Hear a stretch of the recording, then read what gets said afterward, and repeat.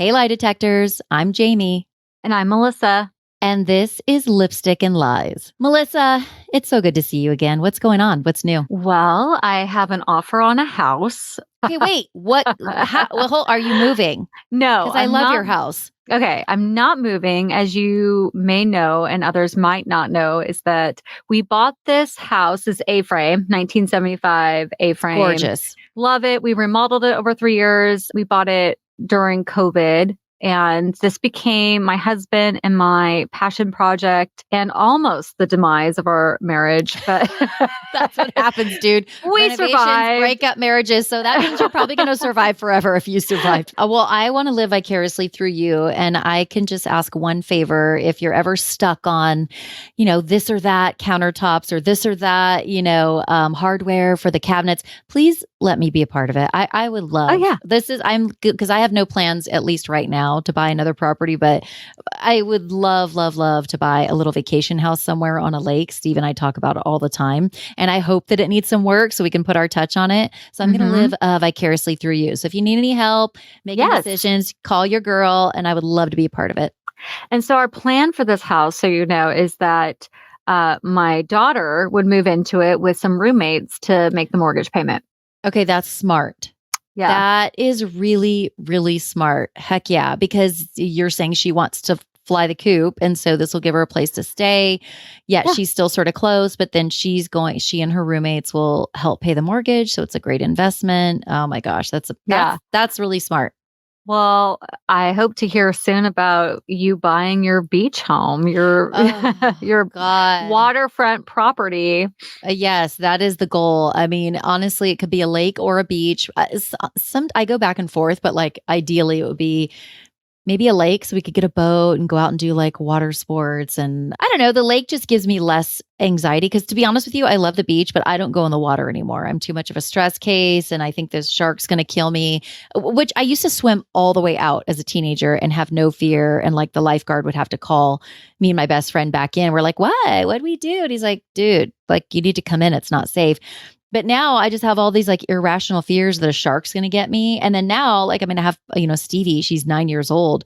I don't even want her to go in I will stress the whole time if she's in the ocean water trying to play. Whereas in a lake, it's still water. And so it just eases my mind. So I don't have to have seaweed. There's seaweed. There is gross, weird seaweed that if your toes touch it, it's there's all fish. Dark water. Ew, fish. Oh my God. Okay, fine. We'll just get a fucking pool. Oh, yeah. Oh my gosh. Okay. So, and I don't know if you can notice, but it's really driving me crazy. I have a dry spot right here on my skin that is absolutely driving me bonkers. I'm going through the ugly skin phase right now because I just got on tretinoin. What's that? Tretinoin, it's the highest form of it's a retinoid. So you get it. There's retinol OL ends in an OL, and then there's retinol AL that ends in an AL. You can buy those over the counter, and those are really good for anti-aging collagen production. Tretinoin is the GOAT. It's the highest form, the most potent retinoid, and you can only get it by prescription here in the US. So I got it for the first time. I've been on retinol for years. I just, various retinols that I buy over the counter. Anyway, tretinoin, almost everybody has a reaction to it. It makes your skin kind of peel and dry. You get red patches, and I've gotten all of that. And I'm not even doing it every night. I'm trying to slowly introduce it. So anyway, long, boring story short, it's I get these random dry patches, and I have one right here. Hopefully you can't see it on the camera, but if you can, fuck it. But it really does a lot of, okay, good. It does a lot of good stuff for your skin. So I'm super excited to have gotten it and to just kind of see where my skin's at in a few months because I'm currently obsessed with all things skincare. So tretinoin's my latest adventure. It's making me a little dry. But anyway, in case you were wondering, or maybe it's just my little... I can't see it. I can't see it. Good. I covered it up with makeup and lotion. So, but today I'm in the dark here. I just realized it's bad lighting, but yeah, but you still look really good. And it's actually really spooky, which is very moody. Yeah. It's very fitting for this podcast. Okay. Although I would say that today's story is a little on the lighter side. Just spoiler alert, nobody got killed, but It is a lady liar. So let's dive in. I am calling this episode Rachel Leviss, Pageant Girl Finishes Last. And yes, we are diving into Scandoval. All right. So listen, everybody else is talking about it. We've got to talk about it.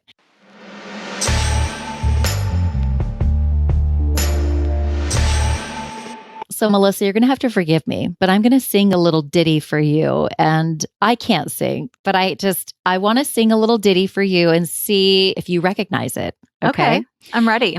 So if I were to sing to you, you know that it's our time. These are the best days of our lives. Vanderpump Rules. And I only know the theme song because of Scandoval. Okay. So that was going to be my next question is that what is your experience with VPR? How'd you get into it?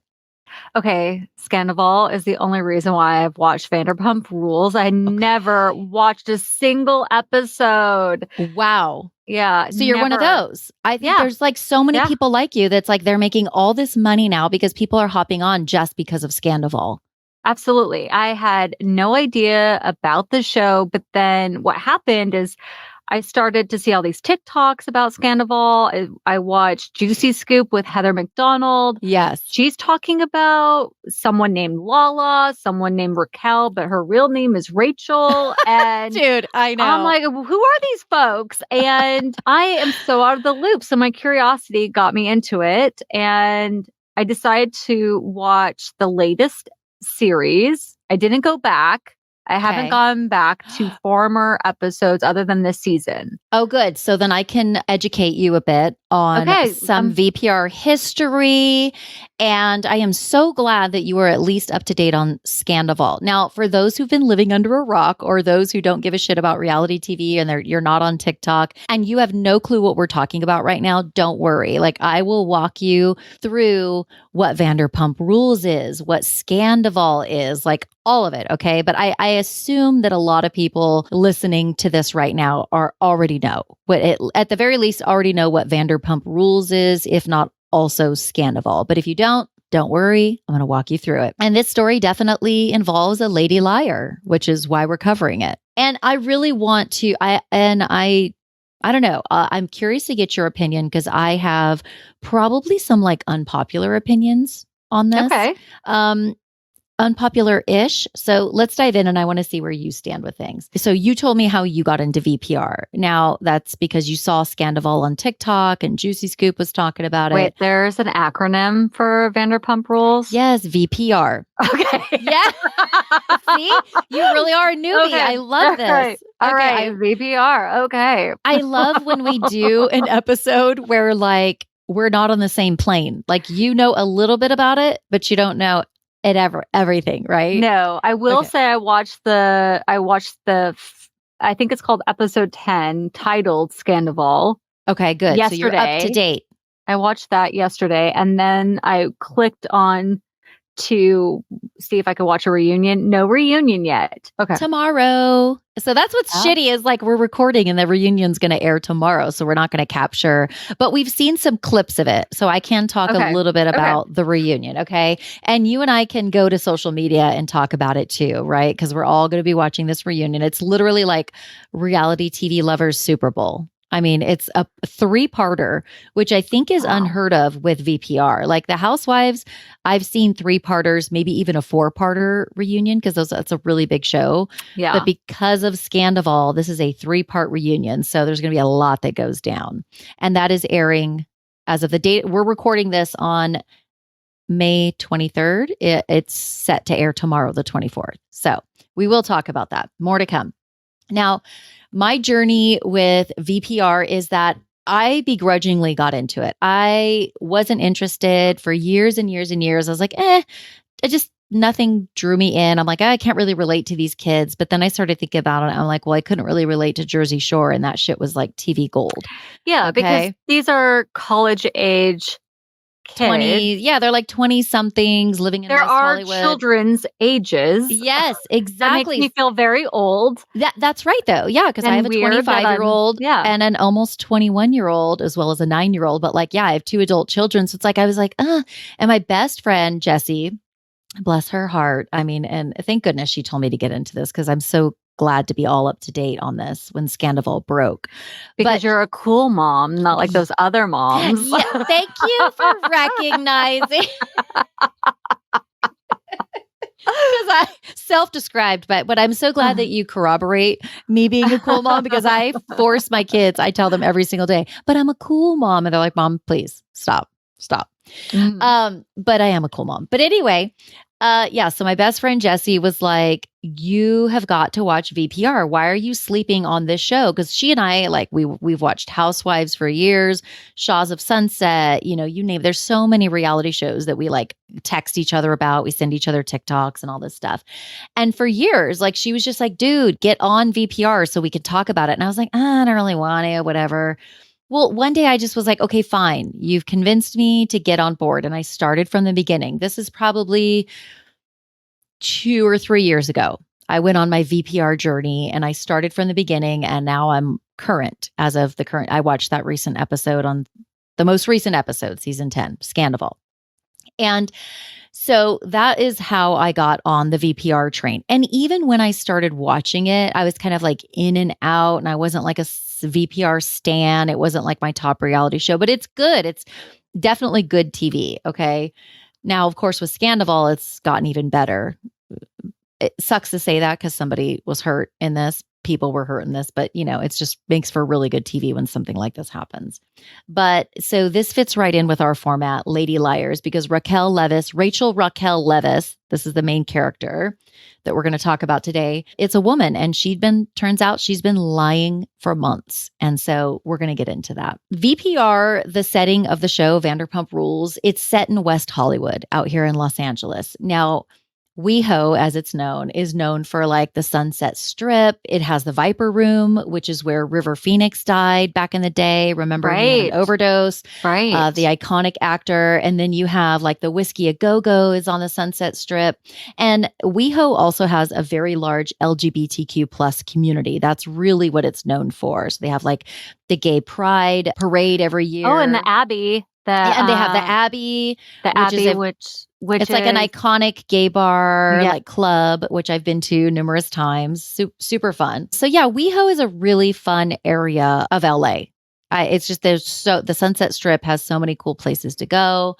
And now January of 2013 was the date that season 1 of Vanderpump Rules first aired on Bravo. And basically VPR was a spinoff of The Real Housewives of Beverly Hills, which is a huge hit show on Bravo. Right. And I watched that. I'm a real fan of The Real Housewives of Beverly Hills.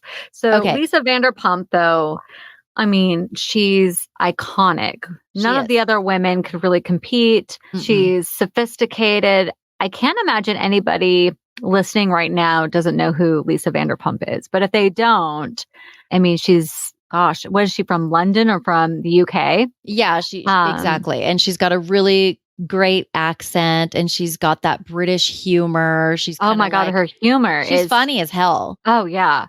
Yeah. She's gorgeous. So yeah, you're right. So basically, like, Lisa Vanderpump is a standout cast member of The Real Housewives of Beverly Hills, total icon in the reality TV world, and also in the LGBTQ plus community. Like, they hold her up as like an icon, and she always participates in the Gay Pride Parade in WeHo every year. She's always like on a bus waving, and she's very supportive of that community. And basically, she's a restaurateur. I don't know if I said that right, but she has several restaurants in WeHo, and now she's since expanded to Las Vegas. I've been to most of her restaurants.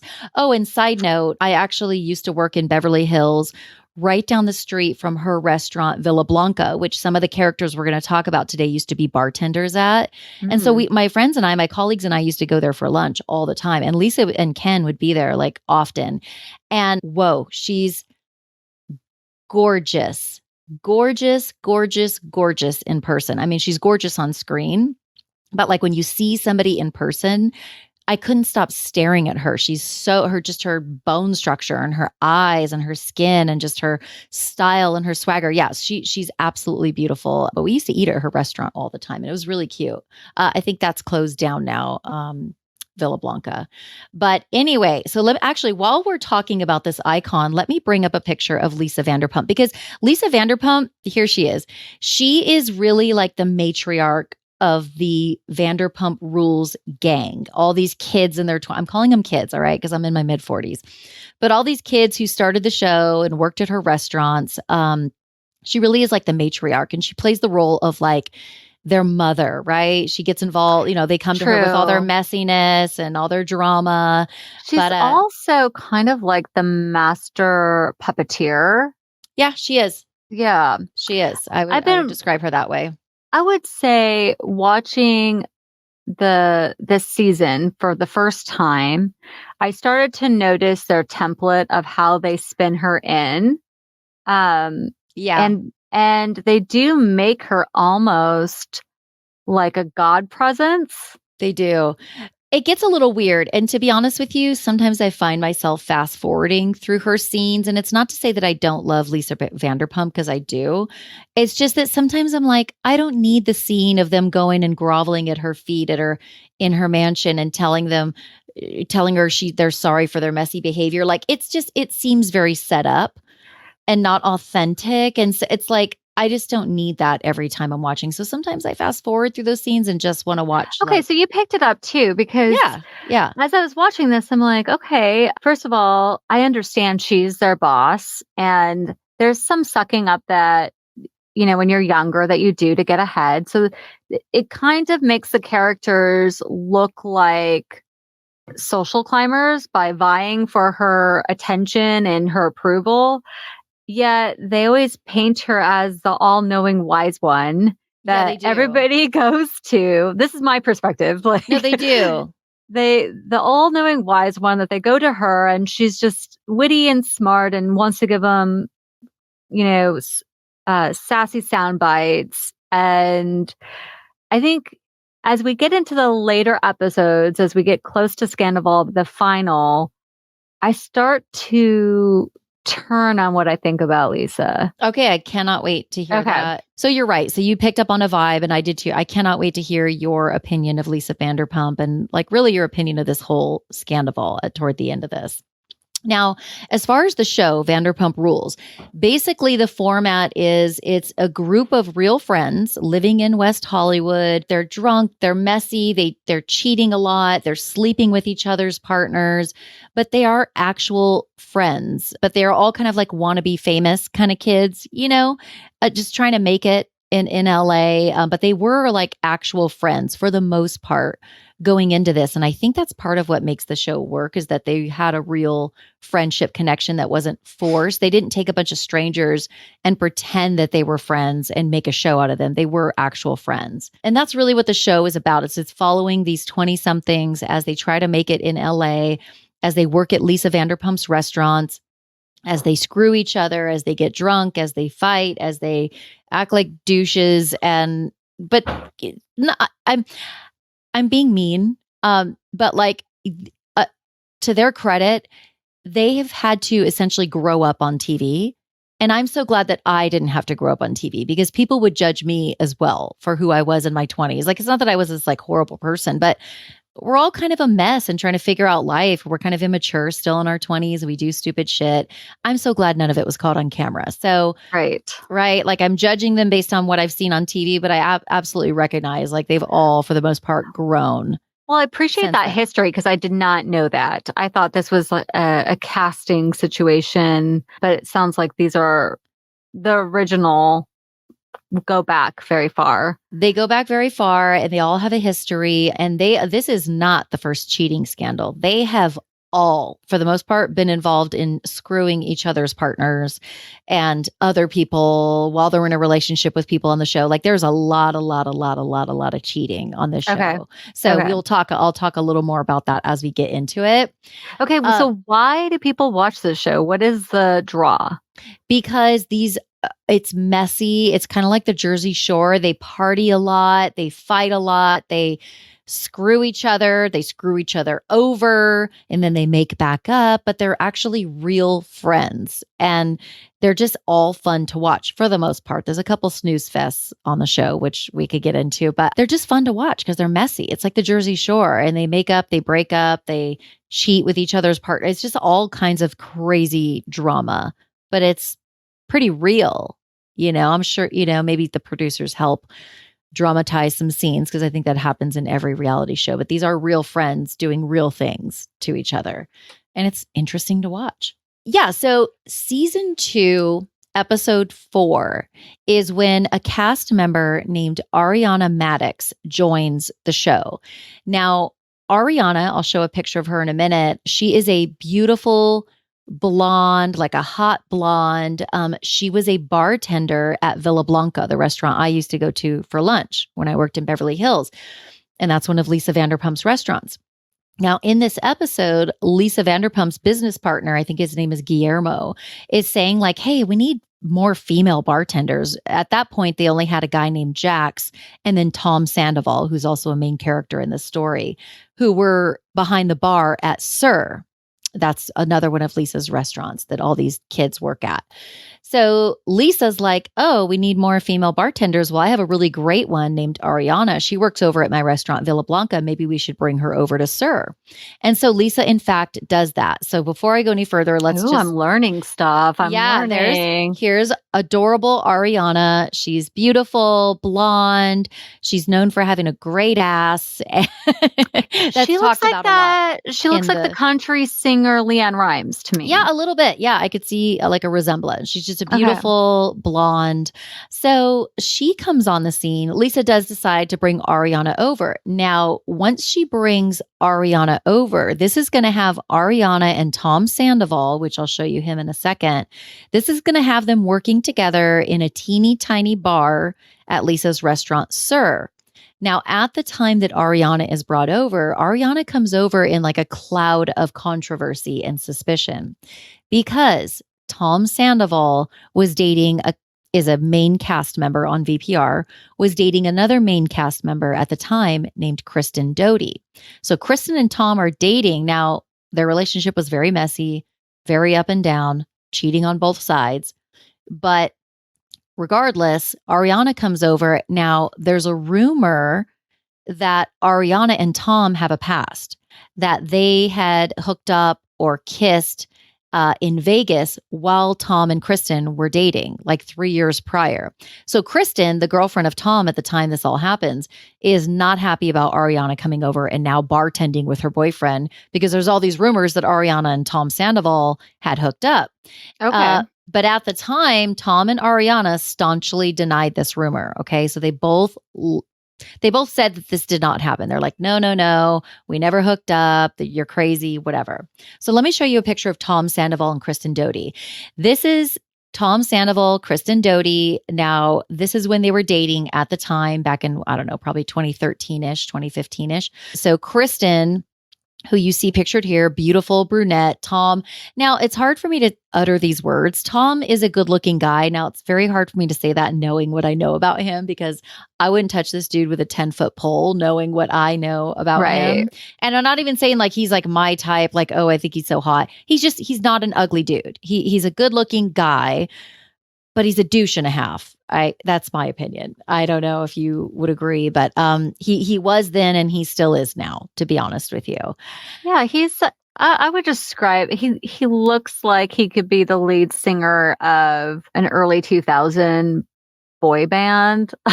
Well, he would love that you said that because I think it's his life's goal to be a musician. And it's almost like secondhand embarrassment now watching him perform with his band. Because to me, they're just, everybody kind of laughs at him. Okay. That's the impression that I get, is that nobody takes his music career seriously. They're like, Tom, give it up. You're never going to be a rock star. We know that you want this so desperately, but like you're a try hard and it's just not going to happen. And especially since Scandoval broke, people now go to his shows with his band and like boo him and hold up signs. But yeah, so this is Kristen Doty and Tom Sandoval. Okay. And she's gorgeous. She's gorgeous. But you're going to hear some things that Ariana and Sheena said about her that were not so nice. But we'll talk about that. So Kristen and Tom are dating. Now, truth be told, their relationship was pretty shitty. It was up and down, cheating on both sides, a lot of drama, but the fact remains that Kristen, it's very clear that Kristen Doty was head over heels for Tom. Like, she calls him the love of her life at the time. She loved him. So I don't know if it was obsession or love or both, but she really, really, really was into Tom. So she was not happy when Ariana comes over as a bartender, right? And she, in fact, confronts Ariana at one point in season 2 when Ariana joins the cast. And she's like, listen, I need you to tell me everything. Just say it. I would feel so much better if you, even if you guys kissed or you had sex, like, just tell me. Just tell me. I need to know, because it's driving me crazy. I'm hearing all these rumors. Ariana, straight to Kristen's face, just flat out lies. No, nothing happened. So it is a lie. That. It's a lie. It's a lie, because we find out later. No, we find out later. Catch-22. So if you ever suspect somebody's cheating, it's a catch-22 that you're in, because A, you could confront them and they can deny it, or you can confront them and they still deny it, but it's not true. Like, it's kind of a losing situation. The fact that if the person's innocent, you just accuse them of being guilty and you're not believing them. But if they're guilty, you're still accusing them and they're going to deny it. But you're left either trying to figure it out. Yeah. And you feel stupid sometimes for like even confronting them, because Ariana was very convincing. Like, it seemed like at the time when you're watching it, like, oh, maybe her and Tom didn't make out. It seems like Ariana's a reasonable person and maybe they didn't. But we're going to find out later that they did. And so Tom did cheat with Ariana on Kristen. So I did not know that. Yes, that changes things. Yes. So Ariana entered this show under a cloud of controversy and suspicion, and she lied to Kristen's face. Now, the difference is Kristen and Ariana were not close friends like Ariana and Raquel Leviss were with this whole Scandoval. So yes, that changes things. But the truth remains that Ariana did cheat with Tom when he had a girlfriend. That was Kristen. Oh. She did lie about it straight to Kristen's face and to everybody else. And she, in my opinion, in her confessionals and in her conversations with Kristen and then with Sheena, her friend on the show, Ariana really gaslit Kristen, I think. I think she made fun of her mental health. I think she made fun of her looks. She was not nice about it, okay? So we're going to dive into that. I'm going to kind of walk you through how it unfolded. But something is coming to mind right now, and I hate to quote Dr. Phil, but he says if they'll do it with you, they'll do it to you. Yeah. I mean, that makes so much sense, which I think is like so true in most situations. So the rumors are swirling. Kristen, who has a very explosive personality. So it's very true that Kristen, her emotions tend to explode. She tends to just tell people off and cry. And so she's a very explosive person. Okay. So Kristen confronts Ariana. Ariana lies to her face. No, I didn't hook up with your boyfriend, but Kristen still thinks it's true. And meanwhile, everybody still keeps talking about it. So Kristen can't get away from this rumor. It just keeps coming. So Ariana and Tom deny the rumors, right? So then there's a scene where Ariana and Sheena, who is a main character on the show as well, Ariana and Sheena were really close friends when Ariana came onto the cast. And they're at a bar talking about the whole Kristen and Tom situation. And they're being mean girls, straight up. And now, again, I know they're in their 20s. They've probably grown since then. But Ariana says to Sheena, look, Tom's doing you a favor dating you, looks-wise, talking about Kristen. Oh. So she's like, yeah, like, you're ugly. Tom's good looking. He's doing you a favor. So that was not so nice. And Sheena kind of made another snarky remark back. So about Kristen's looks, like, oh, well, I assume she has mirrors in her house. Like, they're just totally trashing those girls' looks. Okay. So listen, Ariana stans. It's fine. I get it. She is overall a good person, but she was a bit mean coming into this thing. Okay. So she says that. Well, then I think in that same scene, or maybe it was in one of her confessionals, Ariana says about Kristen again. She's like, sorry, bitch, I'm smarter than you. I'm cooler than you. I'm prettier than you. Get the fuck on with your life. So the thing Oh is, my gosh. You know what, though? There's people that are 60, 70, 80 that still talk like that. So I would, while they're 20, they're 20 somethings. There's still women that are all ages that will talk like that. I can't believe there's an air of competition. That's what it is. Superiority. Like, I'm better than you, bitch. And now the thing that disturbed me about this was you did cheat with her boyfriend. She has a reason. Kristen has a reason to be upset with you, Ariana, and you're just deflecting and dissing her looks, and you're saying you're smarter than her. She even calls her crazy. She needs medication. So Ariana during the season does a lot of, in my opinion, gaslighting of Kristen, like basically deflecting from the cheating that she did do with Tom and bringing up Kristen's mental health. You're crazy, you're psycho, you need medication. Look how crazy this girl is. And I just don't think it's cool. Now, again, oh my gosh, I did not know any of this. Yes, Ariana did do If you those just things. watched this last season, this is not the story you would know.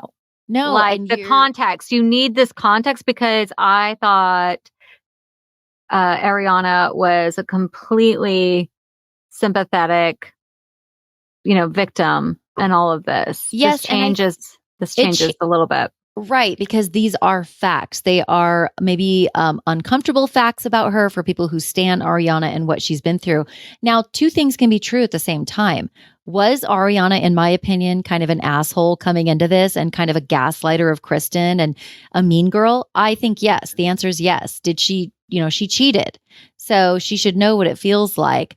Now, has Ariana grown since then and overall is a decent and kind, empathetic human being? I also think that's true. I like Ariana. I think she's overall a good person. I don't think she deserved what Tom did to her. I am not saying that at all. He's such a dick and a douche for doing that.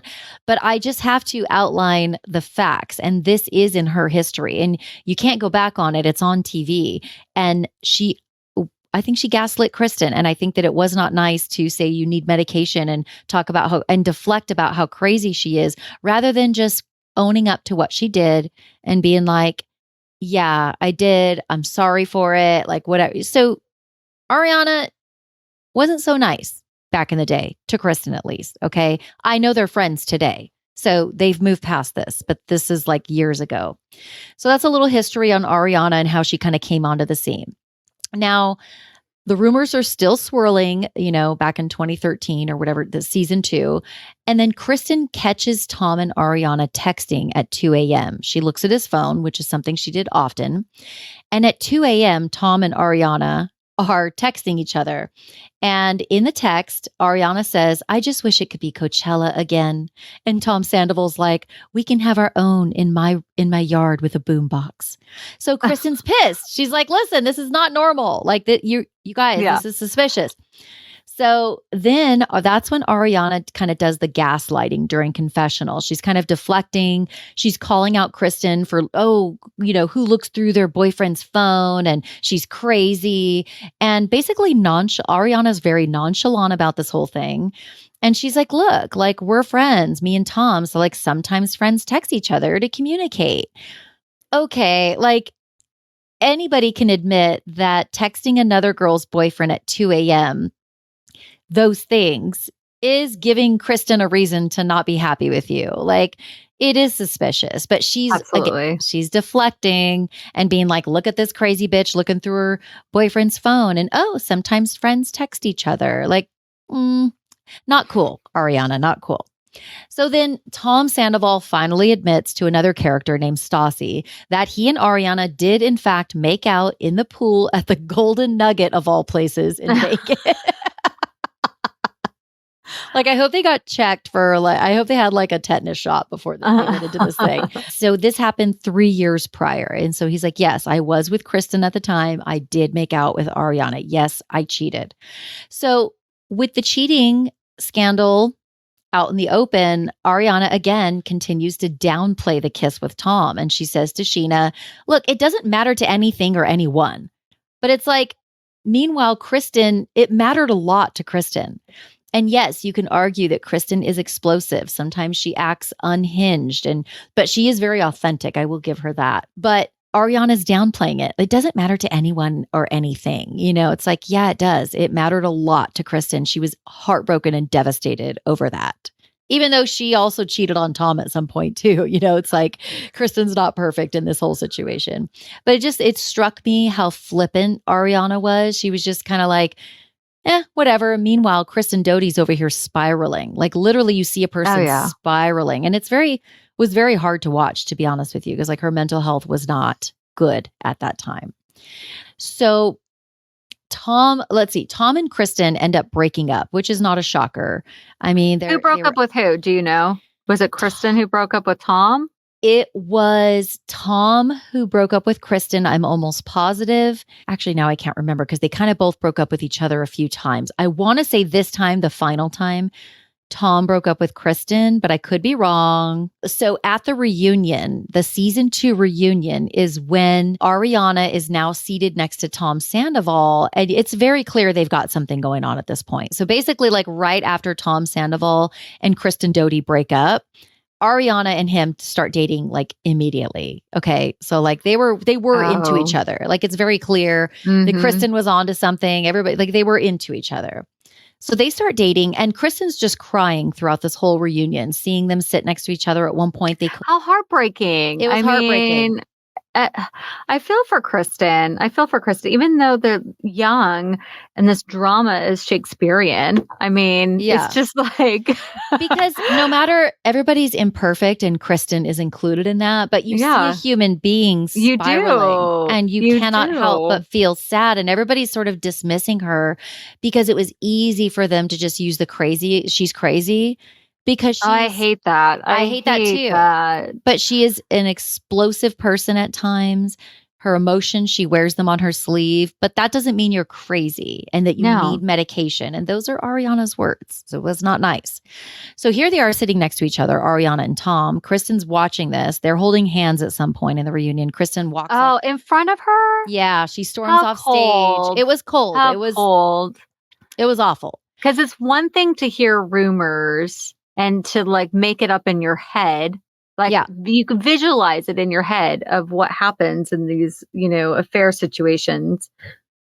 It's another to see it. Yeah, it was hard to watch. So now officially, going into the next season, which was season 3, that's when Ariana and Tom are just out in the open. They're dating. That's when their relationship begins. So Ariana and Tom Sandoval are now a thing. Kristen is no longer dating Tom. And then now we're going to fast forward to 2016. That's season 5 of Vanderpump Rules. And the reason why I'm fast forwarding is because that's when a cast member named Rachel, aka Raquel Leviss, joins the show. And she joins the show because she is dating a guy named DJ James Kennedy, aka the White Kanye. Oh. So James Kennedy is a character. He's a freaking character. Oh he wasn't in the first, few seasons, but at some point he comes in and he's the DJ at Sir. And so they call him DJ James Kennedy, but he's the self-described white Kanye. So that'll just tell you a lot about this guy. And so she's dating James Kennedy. Now, Rachel Raquel, her and James met while on New Year's Eve of 2015 when James was DJing at Lisa's other restaurant, Pump.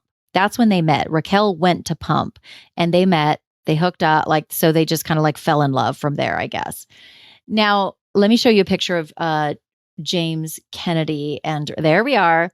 So there's DJ James Kennedy, aka the White Kanye. And this is Rachel Raquel Leviss. And she's going to come into this story real hot in a second. But that's how she entered the show. So from this point on, season 5, 2016, James and Raquel are cast members on VPR. And they are a couple.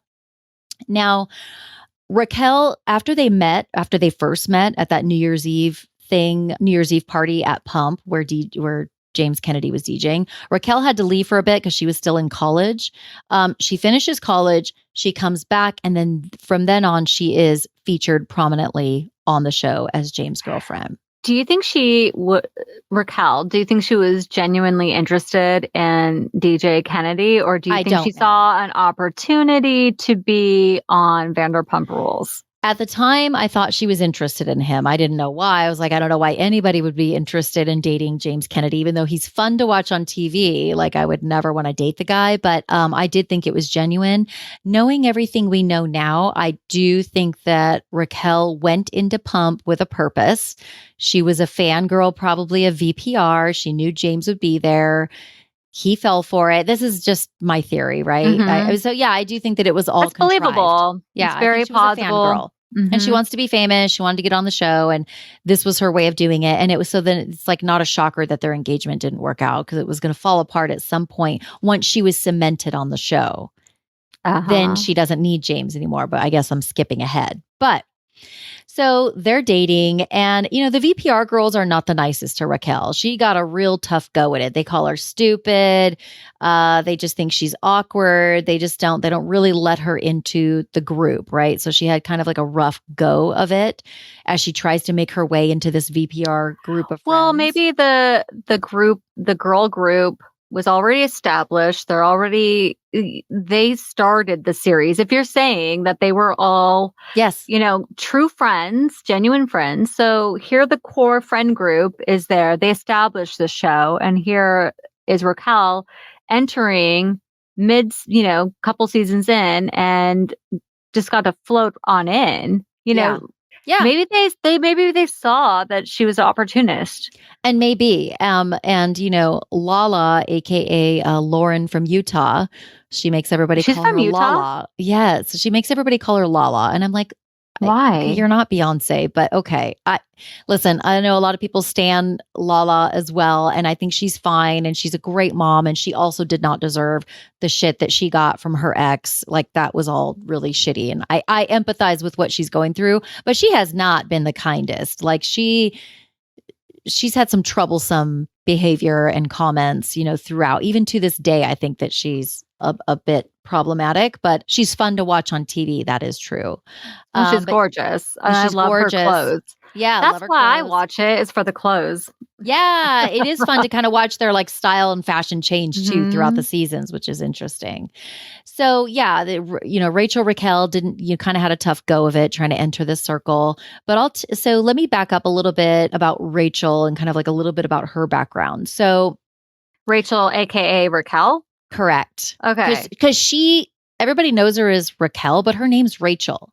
But for some reason, she also wants people to call her Raquel, but that's not her name. Her name is Rachel. Is that too basic to have Rachel? I guess, but she's kind of basic. So I think Rachel is actually more fitting in my opinion, but you know, she's known as Raquel. It's only recently that people started calling her Rachel, because that is her real name, and nobody knows why she's not going by her real name. But like you said, maybe it's too basic.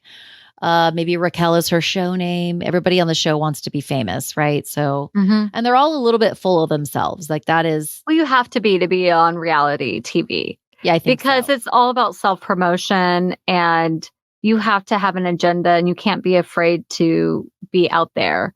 And be a standout on the show. Yeah. Otherwise, you're not going to get as much airtime if you don't create the drama and right. Well, and that's also a reason why the core friend group maybe was not welcoming Raquel, because what I do know about reality TV, even though I don't produce it, is that what I do know about reality TV is that they have a spine to a story, meaning that they have a story arc, or they have an intention of what's going to happen, but they don't make people say things or do things.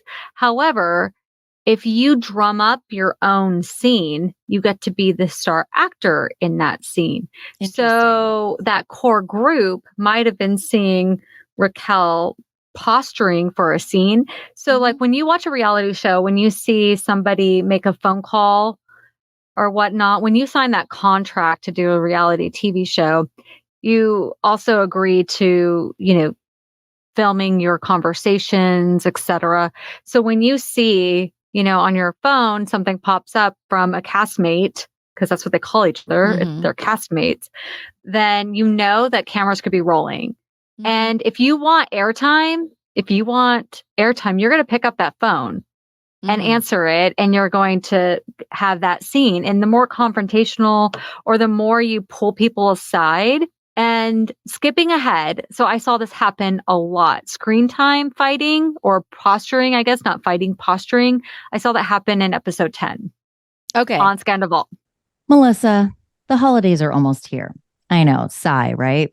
So this means that I am down for any life hack that reduces stress during this time. Like HelloFresh's 15-minute meals. Why stress on grocery shopping, the crowds, meal planning when HelloFresh can deliver farm-fresh, pre-portioned meals right to your door? Well, you had me at 15-minute meals. HelloFresh meals could pass for something that took you hours to prepare and cook, when in reality, it took a fourth of the time you spend watching an episode of your favorite reality show. Ooh, did you just say reality show?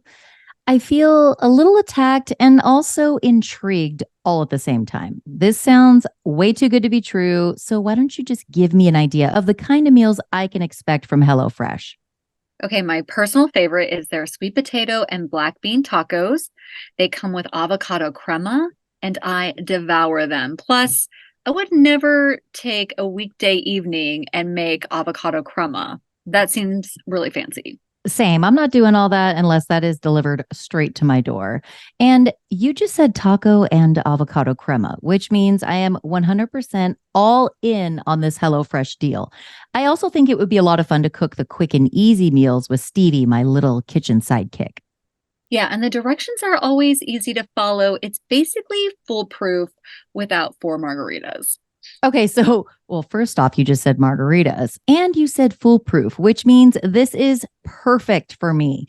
And if our listeners want in on this time-saving, stress-relieving, delicious life hack, they can go to HelloFresh.com/lipstick-free and use code lipstick-free for free breakfast for life.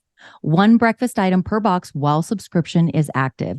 That's free breakfast for life at HelloFresh.com/lipstick-free with code lipstick-free. HelloFresh, America's #1 meal kit.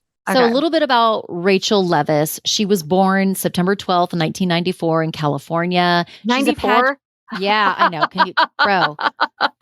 My son was born 3 years later. Like, really? That's why I call these people kids, right? Yeah. They could be my kid. She's a pageant girl. So when she started dating DJ James Kennedy, she was still doing pageants, but she won Miss Sonoma County. She had competed in Miss California, didn't win that, but she was a pageant girl coming into this.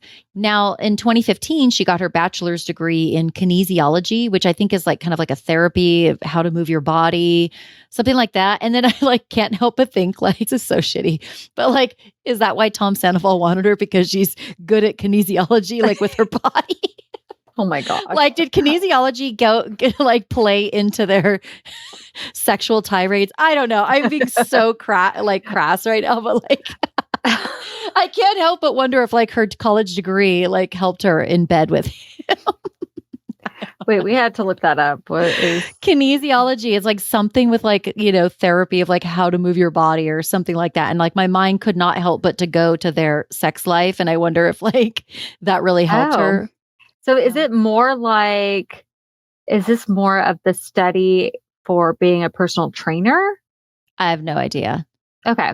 But and it's interesting because Raquel got called stupid 20 million times by Lauren, aka Lala. But the fact is, she's not stupid. If she graduated from college, she's not stupid. But I think there's a difference between you can be emotionally stupid, which I think Raquel probably is a bit emotionally stupid. We'll get to that. But as far as educationally, she was able to get through college. So she's not all the way stupid. She's smart. So this is, so just looking this up where they help people rehab after injury, things like that. So, okay. Well, all right. She's in her own form of rehab right now, but it's not kinesiology. We'll get to that though. Okay. So in 2018, Raquel officially moves in with James, her boyfriend, the DJ, the white Kanye, and their relationship is up and down. I mean, James love him, hate him, whatever. He makes great TV, but he's an asshole. He really is. And there are like, he's an asshole to her. He's an asshole to everybody. But then he's also like kind of like endearing sometimes. He's funny as hell in his confessionals. But I like, I would not, if somebody I loved was dating James Kennedy, I would not be happy. But anyway, so the relationship with Raquel and James, it's up and down. There's cheating rumors that he did cheat on other people, which I think he did. He cheated on Raquel with at least one other girl. Oh, he cheated with Lauren from Utah, Lala. And Lala, this is out in the open. So like while Raquel and James are dating, Lauren, Lala, and him are cheating with each other. So like everybody cheated on everybody in the show. Okay. There are no like sympathetic characters, to be honest. Maybe a few, but not many. So May of 2021, James pops the question and he proposes to Raquel at Rachella, which was what he called the event. It's kind of a play off of the music festival, Coachella. Mm-hmm. He had this whole to-do and they filmed it for the show. It was in Palm Springs, California. And he proposed to her. She said yes. And there were fireworks and everything. Now, oddly, Tom Sandoval, one of the main subjects of this episode that we're doing right now, he paid for at least half or all, some of this event for his friend James. Like, what do you make of that? Why would and here's what's weird. It's eerie because Tom Sandoval would later go on to cheat with Raquel on Ariana. But at the time, Raquel was getting engaged to James, Tom's friend, and Tom paid for like thousands of dollars to help him pull off this event. That'd be like you paying for a friend of yours to go propose to her man. Like, why would you pay for that? Why did Tom pay for this? That's a good question. There's nothing in it for him, unless it was a loan. I don't know. Think, no information has come out that it's a loan, but knowing what I know about Tom Sandoval now, I think it was just attention. Like he requires a lot of attention. And I also think that he always wants to come off as like a good guy. Like he wants people to be like, oh my God, that Tom Sandoval is such a good guy. Look, he paid for James's engagement. Like, what a great guy. But in reality, he's probably a narcissist. He's probably got, like he's not such a great guy. But I think he wants to come off that way. I think that there's like a psychological aspect to this and his motivation I don't think he did it out of the goodness of his heart. I'm learning so much right now. Yeah. Honestly, this is a really good crash course for anybody who's never watched Vanderpump Rules. Yeah. This is Vanderpump Rules for dummies. It is. Like I'm literally giving you, what is it? Like the Reader's Digest version or, you know what I mean? Or what are those little yellow books, the books they used to sell that you didn't want to read the whole thing? Yeah, I used to read them to skip through and know how to pass all my Shakespeare stuff. So you didn't have to read the whole thing. We'll think about it. Right. So shocker, DJ James Kennedy, AKA the White Kanye, him and Rachel Raquel, they don't last. 7 months later, James and Raquel call off the engagement. And it was her who broke up with him. Once she got her placement secured for the next season. Bingo. That is my theory. I think that she definitely didn't have a need for him anymore and was never really super attracted to him, but was like, he'll get me on the show. And once she was cemented on the show, she's like, bitch, I don't need you. The engagement's off. So that's what happened. They announced their breakup on the season 9 reunion, which was last year, 2022. And it was a big oh my God, what happened? And then the rumors start swirling that Raquel was never really in love with James and that she was just kind of like a groupie, a fangirl who wanted to get on the show, which is why she purposefully walked into Pump, which she knew the VPR people would be there. She knew James would be DJing there. This is all the rumors. So, and I could see that there could be some truth to that, knowing what we know about her now. Right. So now we're in 2023. We are in the present year. We are in season 10 of VPR. The first episode airs on February 8th of 2023. And this is when Scandoval unfolds, the scandal that we're going to dive into right now, which involves Tom Sandoval and Rachel Raquel Leviss. So we're in season 10. Now, in this season, when it starts out in February of this year, you see that now Ariana Madix and Rachel Raquel have become very close friends. And they were not super close in the past. It's Ariana, I think, has always been kind to Raquel, not like the other girls. But they were never like super close. But all of a sudden, season 10 opens. You've got single Raquel. She's no longer attached to James Kennedy. And now she's like all of a sudden super close to Ariana, which is like, okay, when did that happen? But okay, cool. And now she's kind of like a prominent feature on the show starting the season. Now, you kind of see single Raquel, trying to figure out life after pageants, figure out life after being engaged to James Kennedy. And she's like this hot single girl now and, out there on the prowl, like trying to find, I don't know, she's kissing this guy, kissing that guy. And it's fine. Nothing is wrong She with loves a corset top. Her whole wardrobe is corsets. Tops. Yeah. Yes. Oh my God. She loves a corset. And listen, she can rock it. Yes. She's also probably like an A cup. Yeah. Like I could never. No, I actually thought, wow, she looks really good in a corset. Like I thought you had to wear a corset when you're, voluptuous. Yeah, no, she looked really good. She looks good in it. She doesn't have big boobs, but like she's gorgeous. She's tall and thin and all the thing, whatever. So she rocks all these outfits. And I would argue, to her credit, this is her best fashion sense out of all the previous. She was way too like goody before. But now all of a sudden she's got this like really good hair that has like the wet look. And I think that looks really good on her. She has like better, more edgier outfits. So yeah, it's kind of like a new Raquel, new single Raquel in season 10. And now her and Ariana are very good friends. Mind you, Ariana and Tom are still together. And by this time, they've been together 9 years by the time season 10 airs. They've bought a house together. They're not married, but they like might as well be, right? They've bought a house together. Ariana even like froze her eggs at one point, even though she said in the past she never wants to get married or have kids, but she did it for Tom because like Tom may want that in the future.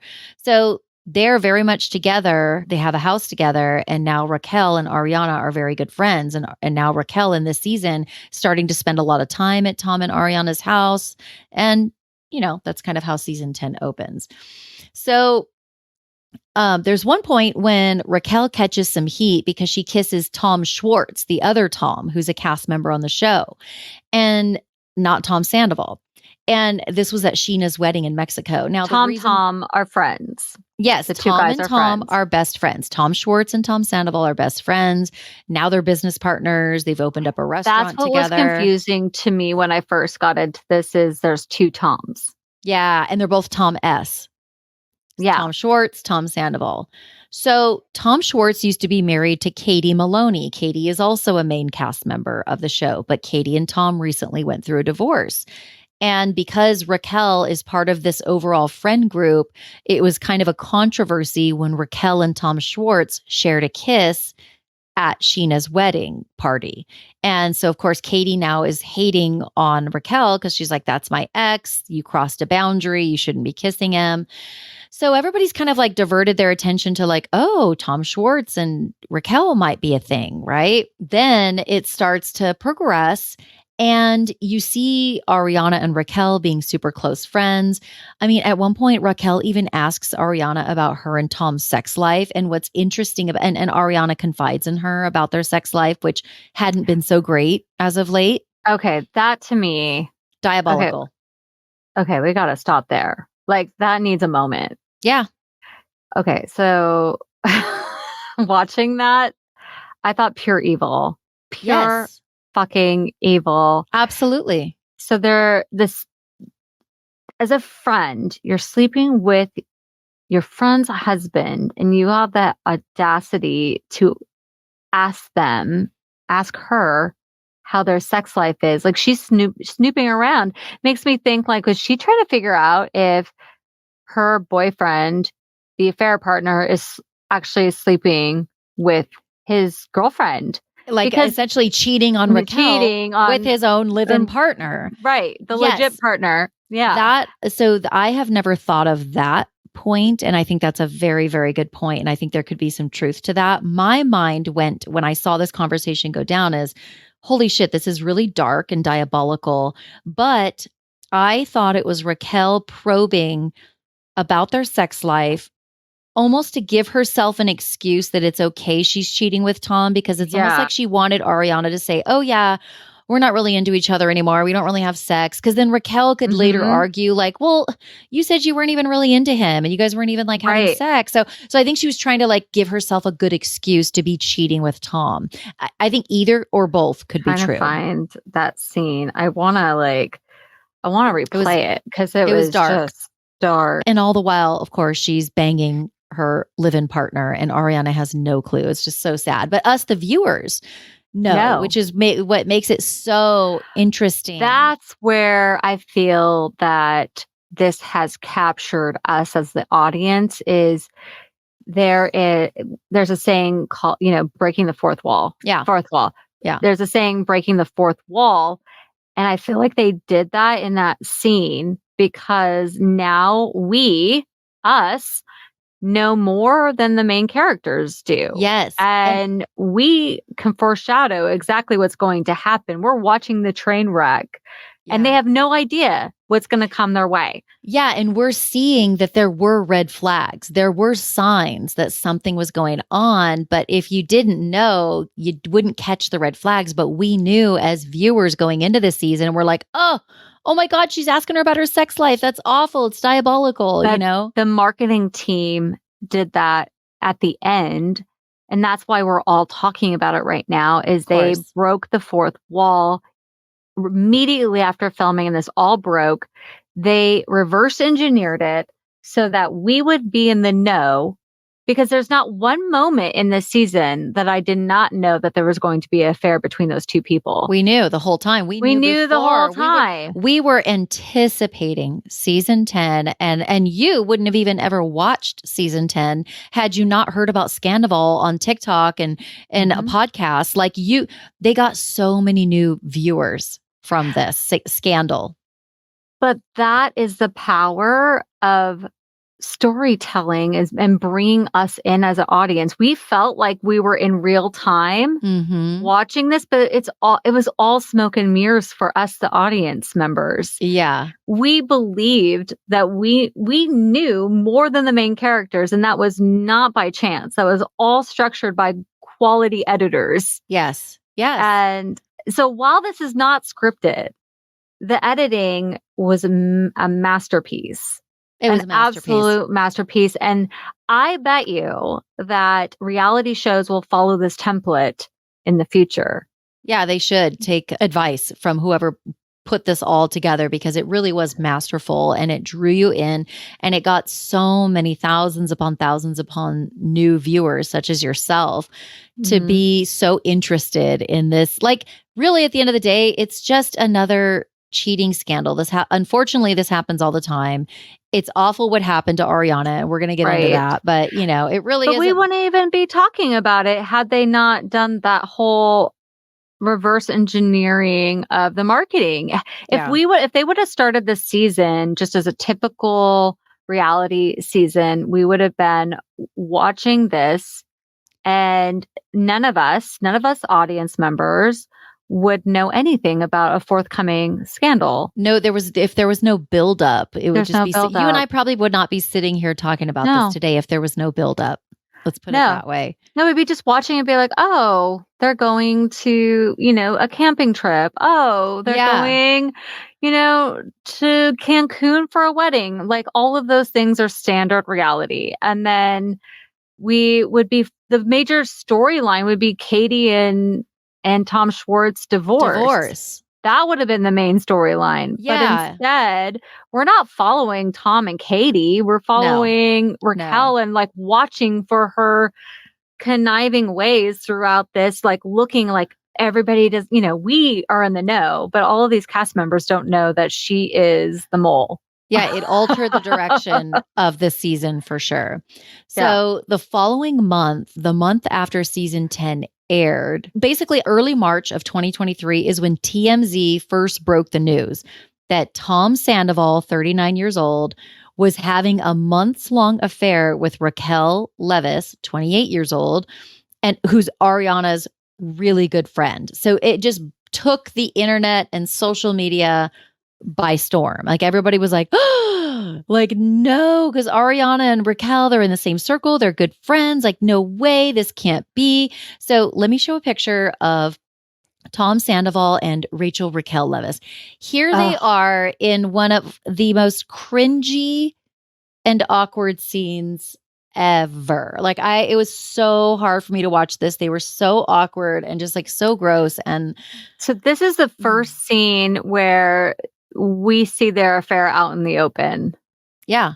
With cameras. There's no scenes of them together prior to this where they're like in a couple situation. This is when they break that secrecy and film together in a romantic way. Yes, but they were both holding back, like they later admit. Like it was awkward for them because there were cameras. Rewatch it because I think there's a bag of cocaine in this scene. I wouldn't doubt it. That would okay. Totally so rewatch it. It. So he's sitting on the countertop, and there's a little baggie on the side of him, and you'll see Raquel grab it off the counter and put it in her pocket. I saw something on TikTok about that. Oh, really? I didn't dive into it, so I will. I'll watch it. It's either a candy wrapper or some other kind of candy. Little nose candy. Listen, that is all a part of this show. Like it is no secret that there were those things were going on in this show. Like I don't know about now, but maybe based on what you're saying. Yeah. So here's Tom Sandoval and Rachel Raquel Leviss showing themselves sort of in an intimate way for the first time ever on camera. And it was like so cringe. At this point, Tom and Ariana had bought a house together. They'd been together 9 years. Ariana had even frozen her eggs for Tom, even though she didn't really want kids, but she kind of like did it for him. And when the news broke, the internet and social media went absolutely wild. It was on my For You page, like over and over on repeat. And we just couldn't get enough of it. And new viewers like yourself started watching VPR, which was like the genius of the scandal. And now all these cast members and the producers and executive producers and makers of the show are all like making out like a bandit. And they're just riding this wave of publicity that is Scandoval. And then it also made existing viewers who've watched the whole season or the whole show for 10 years, like myself, go back and rewatch some or all episodes to kind of like just hold on. I need a history to remind myself of how this all really went down, like the history over the last 10 years. And, it just made it watching it so interesting because like we said before, they didn't know what was about to come, meaning the cast members, but we knew by the time season 10 aired, we knew something bad was going to happen and we were all watching for the red flags. So like we felt like we knew something that they didn't know, just like to your point earlier, which made it just so intriguing. And this is a big deal. I mean, Ariana and Raquel are best friends by this point. And, like we said, Ariana even opened up about their sex life to Rachel Raquel because she asked her about it, which I think is just like all kinds of diabolical. And once this scandal broke, which everybody's calling Scandoval, fans began piling up on Tom Sandoval and Rachel Raquel online, right? As you can just imagine, they're just getting trashed and trashed every day online. So much so that like Raquel basically went into hiding and like turned off her phone because probably just became too much. And people also started boycotting Tom Sandoval and Tom Schwartz's new bar called Schwartz and Sandy's and leaving like shitty Yelp reviews. And so I looked up the Yelp reviews. And so so right now, Schwartz and Sandy's, Tom and Tom's new restaurant, has 3.2 stars, which isn't that great. But as an aside, I have to say, Lisa Vanderpump's restaurants, Pump and Sir in West Hollywood, don't have the best Yelp reviews either. One of them, Sir, is at a 3.3 stars and Pump's at 3.6. That's not that great. So I don't know what's up with that. And I didn't take the time to read, but I've heard like some of the reviews are really funny to read. Did Google and Yelp remove those 1-star reviews because it's about their character and not about the restaurant? I don't know. There probably still are some that exist because to bring them down to a 3.2 stars, Schwartz and Sandy's has to have some 1 stars, I think, in there. Yeah. But I know Yelp has this like algorithm. Right. You can protest or whatever and be like, oh, these are not real reviews. They're based on Right. something else. Because they're not real reviews of the restaurant. They're reviews of Tom's character. Yeah. Or both Tom's character. Because when I first started watching this season, Tom Schwartz. So he's playing the puppy dog, sad eyes, divorcee that his wife left him. He kind of seems like he's spinning the pity party on himself. And at first I was buying it. I'm like, oh, what a like genuine, remorseful guy. And then as I started to watch, he's not so sympathetic. He's No, not at all. Like he knew about this affair. The affair happened in his apartment, his man cave apartment. He was a shelter to this affair. And he keeps complaining that he has nothing to do with it. The restaurant is going down because of Tom Sandoval. But like that's not really the case. He was, complacent. He knew. He was complicit. Like complicit. Thank you. Yeah, complicit. no. He was complicit. I agree with you. Like he definitely didn't come clean. And then the question becomes, if your best friend, Melissa, is having an affair, you know what I mean? Like if your best friend is having an affair with somebody who else, you know what I mean? Like would you have a duty? So if your best friend was having an affair with another person in your friend group and you're good friends with like Ariana, you're good friends with the person who's getting cheated on, but like your best friend is the I'm guy in that who's situation. Cheating. Okay. I'm in that situation. All right. Okay. So, I'm going to tell you, okay, all right, I can't throw stones at a glass house because I know of a friend that's having an affair, has been for a while. This is horrible to admit this. No, I mean, but you're not the first person. Because I will tell you, no, I didn't do it. And it's really hard because this person, she's not like a really good friend, but she has introduced me to that person, her affair partner, and she has used me as a cover up, which I didn't like. I don't like that. Yeah. Mm-hmm. That puts you in a real shitty position. And I've talked about it. I've talked about it with friends and my husband, and I explain that I'm not really comfortable with this.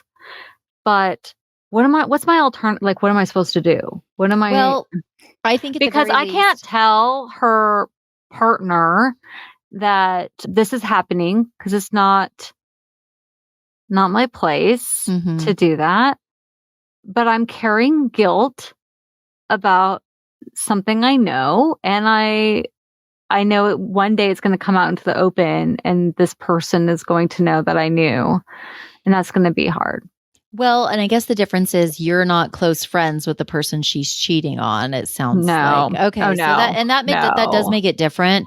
But also like I, in that situation, probably would just tell my friend or acquaintance or whatever she is to you, like, hey, you're putting me in a really shitty position. I don't agree with what you're doing. I can't control it and I can't stop you and I'm not here to judge you. But I just would appreciate it if you kind of left me out of it.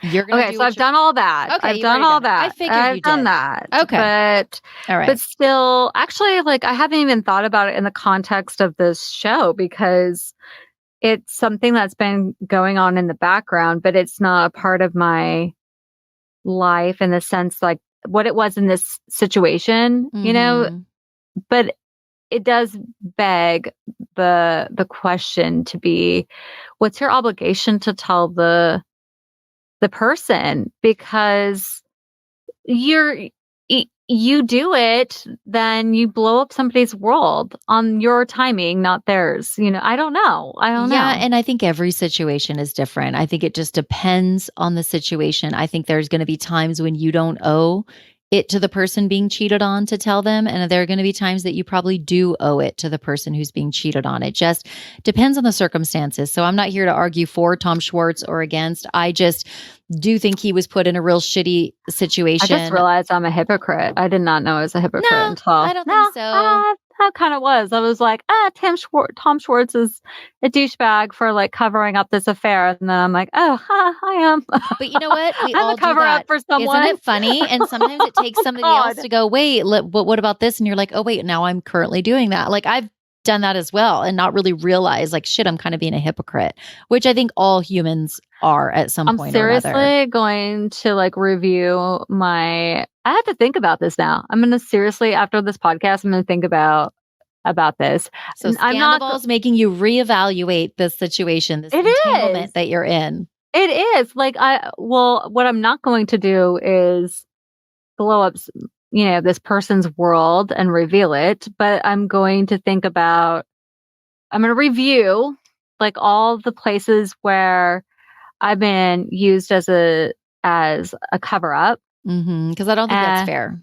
And I didn't like it in the moment, but I was kind of a pansy and didn't stand up and say no, because at the moment when it was told to me, I was like, whatever. Like, Melissa, do you need me to make a phone call? Because listen, I'm your big sister. Do you need big sis Jami to come in? I'm just kidding. Oh my God. Well, please keep me posted on how that plays out. Okay. So, the Scandoval affair allegedly began. Now, all this information starting to come out. Now that it's out in the open, the affair allegedly started in August of 2022, right after the girls' trip to Vegas and Havasu. So a lot of the girls on the cast— you were just at, right? I was just in Havasu. And we went to some of the bars. We went to some of the bars they went to, which is so funny. I'm like, oh my God, it's so like nostalgic. We went to some of the same bars that they went to, which is hilarious. But yeah, so they went to Vegas and then to Havasu. Ariana was on that trip, but she had to leave early because unfortunately her dog was about to pass away and it was heartbreaking. But Raquel was on that trip. Lauren, aka Lala, was on that trip. Katie was on the trip. And then this other girl, Christina Kelly, who's Katie's friend. In my opinion, even though we like knew the affair was like going to happen or whatever, these girls were really mean to Raquel. They should have never invited her on this trip. It seemed like they ultimately didn't really actually want her there because they kind of acted like mean girls to her. And I stand by that. I don't think they were nice to her. I do think they were mean girls. They picked her behavior apart, which really wasn't anything to pick apart. They made fun of her room light, made fun of her room, and they talked shit about her behind her back. And they just kind of had mean girl energy. Now, I get it. Raquel was banging or about to bang Ariana's husband, so like she's not going to be so sympathetic. But in that moment, Katie, Lala, and Christina Kelly were not nice to Raquel, and I stand by that. That is where— fight me. That's where I stand. That scene is when the Katie and Lala— or wait, who's all in that scene? It's Katie's divorce party. Yes, exactly. Katie's divorce party, and they all get wasted. They're in the bedroom, and Raquel walks in, and drunk, and she had just hit on the guy at one of the bars that Lala liked. And I think that's probably a little bit what made and then Lala mad. And Lala was pissed. And then they say to Raquel, "You're the type of girl that goes after, like, you're a compete pick me girl, basically. Like you want to know like another person wants him." And then I think there was a foreshadowing statement where they said, I wouldn't trust you with my guy or something like that. Yeah. Lala looks at Raquel on the bed and says like, you're the kind of bitch that like, I wouldn't trust around my man when you're single. And then Raquel's like, well, good thing you don't have a man. And it was like, oh my God, that was a really good impression because of her. Nobody stands up to Lala. And in that moment, Raquel kind of like halfway did, which was kind of funny because Lala was being kind of a mean girl to her. And Lala was being like so hypocritical during this thing too, because look, Lala has a history of dating a married man as well. She's going to argue to the death that she didn't know Randall had a family and whatever. But I think there's a lot of circumstantial evidence that would make you think that she probably did know. But listen, I'm not here to argue that. I'm just saying they were not nice to Raquel on this trip. There's a lot of things I like about Lauren, Lala, and Katie, and Christina Kelly. And there's some things I really don't like about all those girls. And in that moment, I do think that they were mean to Raquel. It just is what it is. But, obviously now looking back, it's like people are like, well, fuck her. She's a cheater, a homewrecker. But, we didn't know that at the time. After the fact, everybody's seeing all these red flags once Scandoval broke. And they're like, oh my God, there were red flags. Like, for example, at one point, Rachel, Raquel, and Tom are spotted wearing like matching lightning bolt necklaces, which is kind of weird. Raquel is wearing Schwartz and Sandy's merch any chance she got. Like she literally was always sporting Schwartz and Sandy's merch, like as if she half owned the place. Like she was at BravoCon wearing it. Well, I know she what was to on get Watch you What Happens for your birthday. I'm going to get you that. Oh, please. What are you going to get? The lightning bolt or the merch? No. I'm going to get you the merch. I'm going to get you Tom and Tom. Yeah. If there's actually, the sweater was banging. The Schwartz and Sandy sweater that Raquel gave Andy Cohen on Watch What Happens Live was actually like super cute, even though like I don't want to support the Toms, but like the merch was pretty banging. I think I would wear it. I don't give a shit if it looks like I'm supporting them. I just like the merch. It's cute.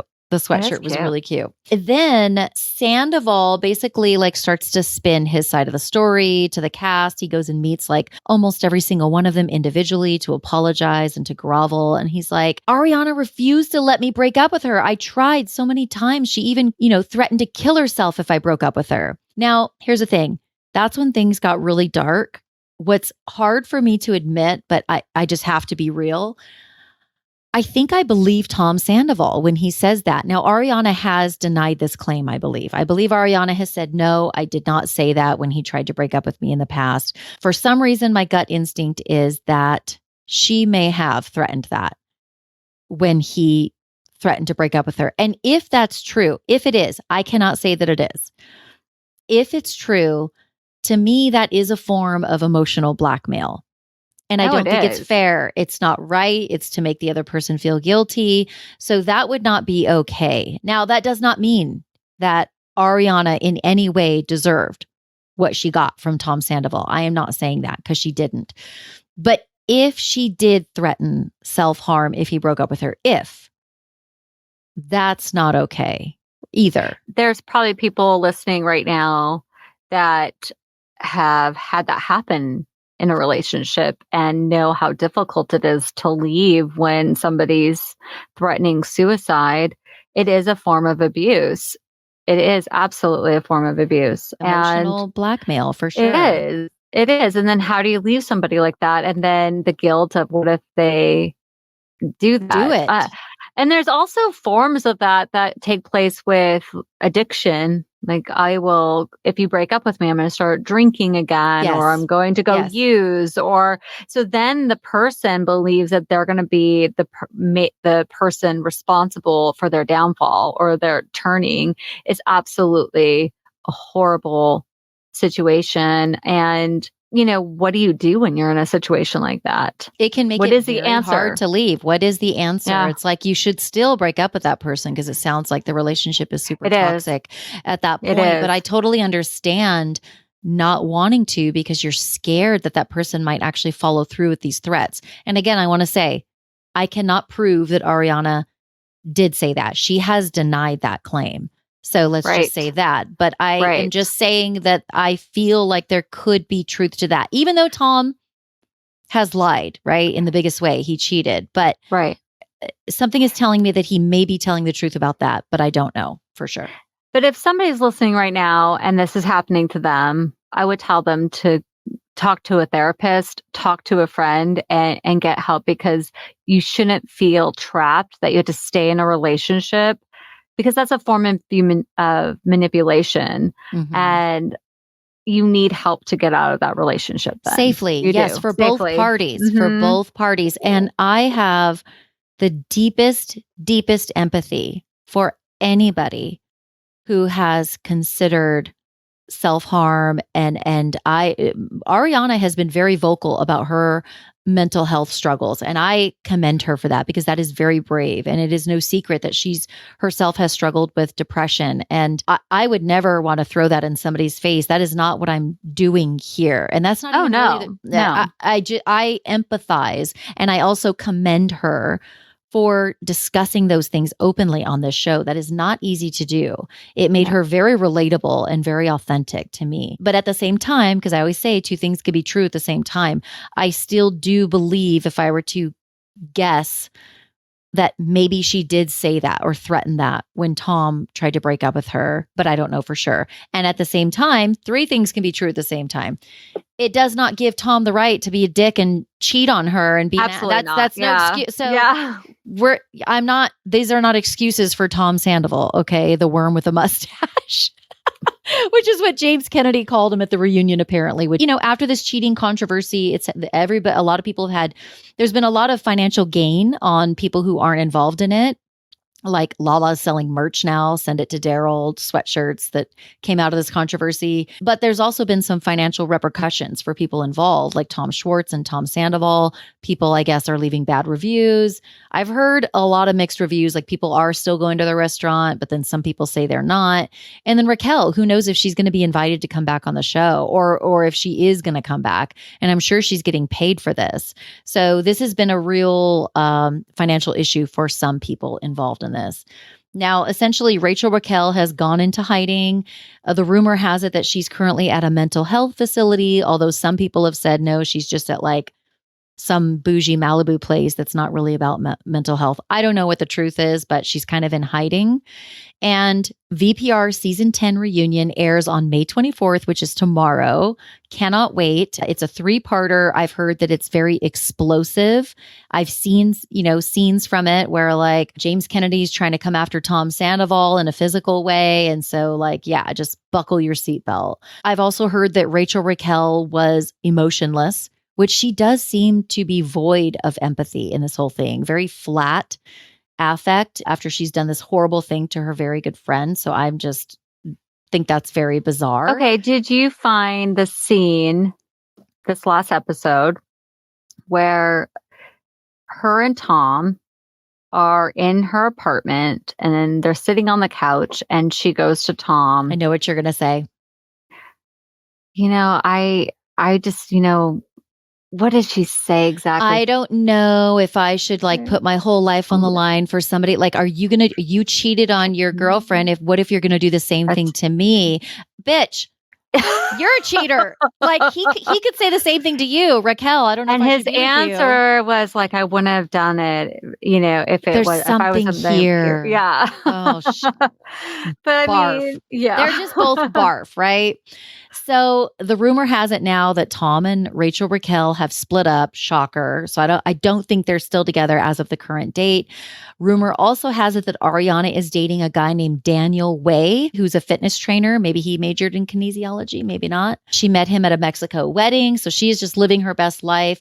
And, my final thoughts on this whole thing is almost everyone has cheated on this show. And also with each other's partners. There's been a lot of that's gone on. I mean, but this scandal is on another level because Rachel, Raquel, and Ariana were so close. So that just kind of brings it up a few notches. And, I don't think that Tom and Ariana's relationship was great toward the end. I do think Tom's telling the truth about that. But again, it doesn't give him a reason. Just break up with her. And his argument is, I tried, she wouldn't let me. She threatened, self-harm. Ariana has admitted since then that she was looking through Tom's text messages leading up to this. So there were some red flags. But again, that doesn't mean the blame is on her. The blame is all on Tom Sandoval. He had a choice to exit the relationship in a respectful manner. He chose not to for whatever reason. And Tom is somebody who needs a lot of attention. Rachel Raquel would give him that. And at the same time, though, as much as I like Ariana, I think that she's one of the most reasonable and authentic and good human beings on the show. I do believe that. If I was to be friends with any of them in real life, I would be friends with Ariana. I think she's the most real, good person. At the same time, I don't fangirl over her just because this happened to her.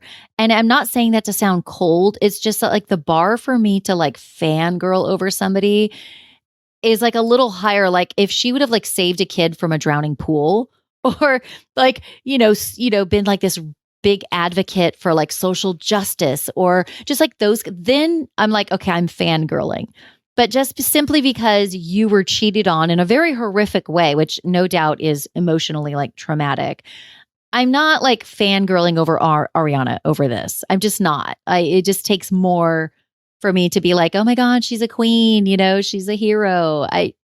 I'm not going that far, but let her bask in the glory. She's getting a lot of opportunities out of this. She looks better than ever. She's always looked great, but she looks better than ever. Mm-hmm. And she's so much better without douchey Tom Sandoval. I think everybody can agree we all with know that. the ending to this story, which is the title of this episode, Pageant Girl Finishes Last. Like, honestly, this is not going to last. This relationship between Tom and Raquel it's set up to fail. It really is set up to fail. And as someone who's gone through a horrible breakup before, you get stronger and you build a new life, and then you look back and you think to yourself, like, this horrible situation honestly was the best thing that could have happened to me. I'm sure Ariana's feeling that right now. I did want to ask some thought-provoking questions of like you and our lie detectors. So Rachel Raquel is bizarre and void of emotion, right? She did this horrible thing, but does she deserve to be piled on and constantly bullied online? Like at some point, okay, I agree with you. Like at some point, I think, everybody is kicking them while they're down, fine, but that's fine until there's major consequences, which somebody can die. Absolutely. And that's where my mind goes. I'm terrified, honestly. Like, what do you want? Blood? Do you want someone to commit suicide over the world hating you and so like, what's the end? As for us as an audience, what's the end for Raquel and Tom? Okay, they're douchebags. They did something horrible, but let's move on. Yeah, their punishment is living with themselves. It is living with themselves. They've gotten so much hate to last them a lifetime inside their own heads, online. And my next question is, does Ariana have a duty with her platform to sort of like call off the dogs for Raquel? Do you think that she has a duty, or should she make a statement like, all right, enough is enough? Yeah, because in some way, everybody's doing that as a tribute to support her. Like these hateful comments are in a weird way supporting Ariana, right? Are they like trying to rally for her? But yeah, so it is like call off the monkeys, like you know, like enough is but enough. she kind of did with Andy Cohen. Watch What Happens Live. She didn't kick her while she's down. She didn't say anything negative, but she didn't say anything like, "Hey, you know what? I'm doing great. We don't need to give them any more attention. I'm living my best." Like at some point, she probably will do that, but I would otherwise say it's not her responsibility, but because this has gotten to, I don't know, a witch hunt, like I'm afraid someone's going to die over this. It gives me a little bit of anxiety too. It does. And it's not that I'm condoning what Rachel Raquel did. It was awful. And she deserves some level of like, public outrage and all these things, but like at some point it's got to stop. And I do think it would be a good thing for Ariana at some point. And I get it. She's angry. She should be. She hates her. All these things. She totally deserves to feel that way. I'm just wondering at some point if she will just be like, hey, let's like chill out. I've moved on. You can move on.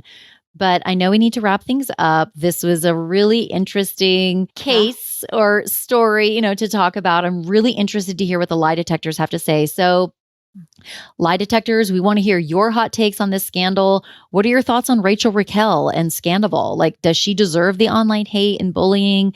Do you think it should stop at some point? Do you think Ariana should take accountability for how she treated Kristen when she came onto the cast, back in the day? Do you think that Ariana has a duty to call off the dogs for Raquel and tell people to kind of stop hating her online? I mean, or are you just simply like Team Ariana stan and think she deserves to do whatever the F she wants because she's sort of the victim in this case? Let us know your thoughts. Hey, lie detectors, leave a 5-star rating and drop your favorite lipstick in the review section because we lie detectors don't gatekeep. And follow us on Instagram and TikTok at Lipstick and Lies if you want to see behind the scenes and clips of us recording each episode. And be a part of the lie detector community. Executive producers of Lipstick and Lies are Melissa Moore, myself, Jami Rice, and Sim Sarna. The podcast is co-produced by Cloud 10 Media. Subscribe to Lipstick and Lies so you don't miss an episode. We all know that crime is usually a good old boys club, but sometimes the truth lies behind lipstick.